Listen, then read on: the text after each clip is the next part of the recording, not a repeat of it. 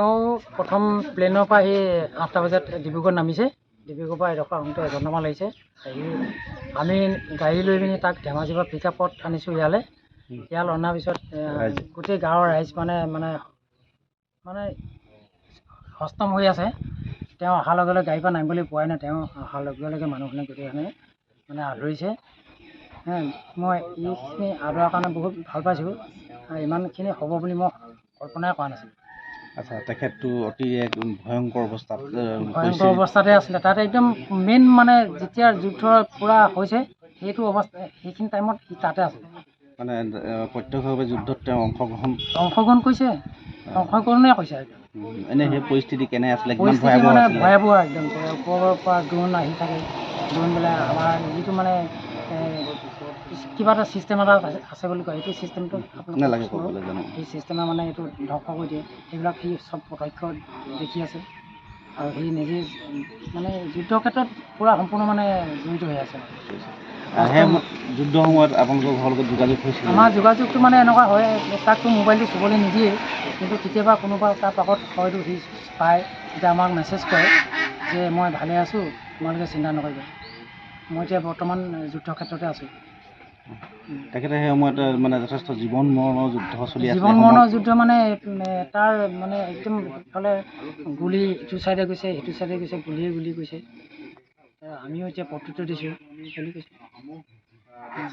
তাৰ ভিতৰতে যে মই যে ৰাইজৰ আশীৰ্বাদক মই যে ঘৰলৈ স্বগৃহলৈ আহি পালোঁ, এইটোৱে মোৰ ধন্যবাদ দিছোঁ।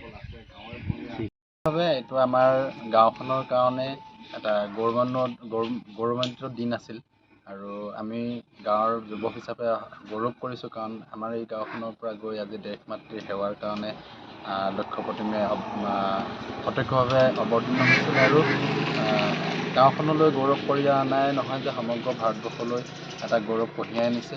আৰু আমি তেখেত প্ৰথমবাৰৰ কাৰণে যিহেতু ছুটীত আহিছিল, ছুটীত অহাৰ লগে লগে গাঁৱৰ বা এই অঞ্চলৰ আমি প্ৰত্যেকগৰাকী যুৱক যুৱতীৰ পৰা আৰম্ভ কৰি জ্যেষ্ঠ নাগৰিকলৈকে তেখেতক আমি উষ্ম আদৰণি জনাই আমি সমগ্ৰ ভাৰতবাসীলৈ এইটোৱে বাৰ্তা প্ৰেৰণ কৰিব বিচাৰিছোঁ যে আমি সেনাবাহিনীৰ লগত ভাৰতবৰ্ষৰ সকলোগৰাকী বা এই গাঁৱৰ সকলো ব্যক্তি আজি আছে।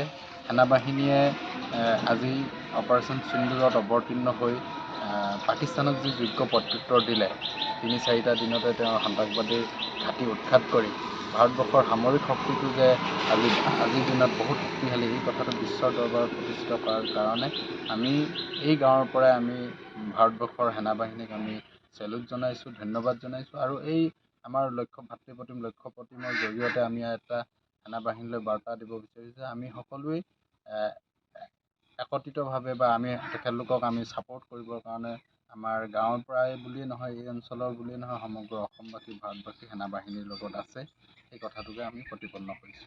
আপোনালোকৰ আগত তেখেতে যুদ্ধ বৰ্ণনা কৰিছে নেকি?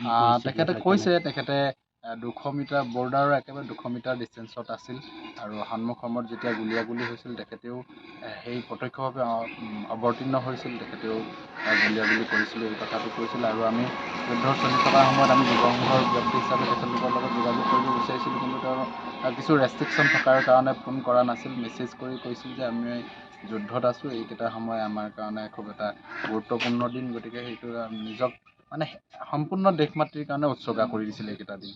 সেইকাৰণে আমি খুব ভাল পাইছিলোঁ আৰু আমি গাঁৱৰ মানুহ হিচাপে আমিও নামঘৰত সেই যুদ্ধ চলি থকাৰ সময়ত সকলো ৰাইজে গৈ প্ৰাৰ্থনা জনাইছিলোঁ যাতে তেখেতে সুশৰীৰে যাতে থাকে আৰু দেশ মাতৃৰ সেৱাত যাতে আৰু বেছি আত্মনিয়োগ কৰিবৰ কাৰণে পাৰে, সেই কথাটো আমি ঈশ্বৰৰ ওচৰত প্ৰাৰ্থনা জনাইছোঁ।